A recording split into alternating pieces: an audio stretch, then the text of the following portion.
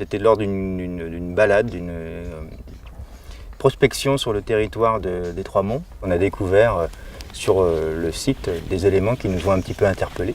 La première chose qu'on a trouvée, c'est un bout de tuile gallo-romaine. Et la question, c'est qu'est-ce que fait une tuile gallo-romaine sur un site perché à 600 mètres d'altitude, où il n'y a absolument rien.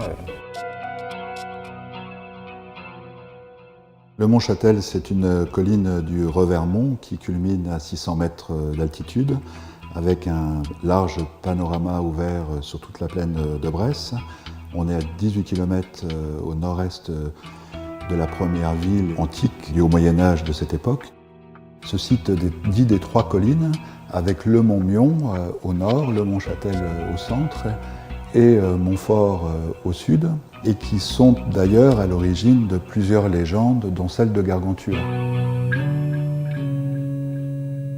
Alors la période mérovingienne, c'est celle qui succède à l'Empire romain, donc, qui tombe sous la pression des invasions barbares de l'Est et du Nord, germaniques. C'est une période qui était largement dominée par le funéraire, la fouille des tombes, puisqu'elles sont aisément identifiables par leur architecture, par le mobilier qu'elles contiennent, les dépôts funéraires.